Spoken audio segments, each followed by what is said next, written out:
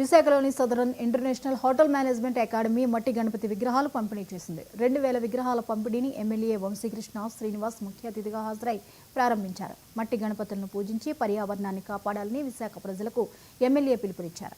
ఈ సందర్భంగానే విద్యార్థులు దాండియా ఆడిపాడారు. సంప్రదాయ దుస్తుల్లో చేసిన నృత్యాలు ఎంతగానో ఆకట్టుకున్నాయి.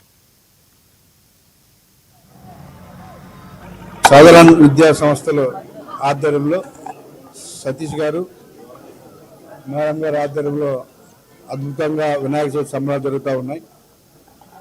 గత 10 సంవత్సరాలు 14 సంవత్సరాల నుంచి ఈ విద్యా సంస్థ అద్భుతంగా వినాయక చవితి సంబరాలు చేస్తూ ఉన్నారు.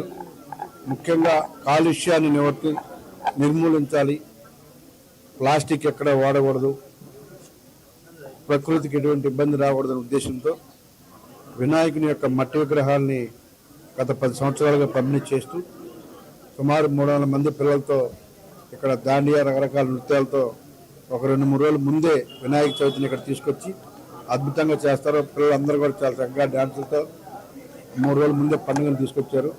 సో వాళ్ళ విద్యా సంస్థలో దినదినాభివృద్ధి జరగాలని ప్రతి సంవత్సరం కూడా ఇంకా నెక్స్ట్ ఎందుకంటే ఎక్కువగా వినాయక విగ్రహాల పంపిణీ కార్యక్రమం జరిగే విధంగా దేవుని యొక్క ఆశీస్సులకు ఉండాలని మనస్ఫూర్తిగా కోరుకుంటూ ఇంకొక 4 బ్రాంచ్ల విధంగా దేవుని ఆశీస్సులను మనస్ఫూర్తిగా కోరుకుంటూ ప్రతి ఒక్కరికి కూడా వినాయక చవితి శుభాకాంక్షలు. ఈ వినాయక చవితి అందరి జీవితాలు వెలుగు నింపాలని మనస్ఫూర్తిగా కోరుకుంటున్నాను.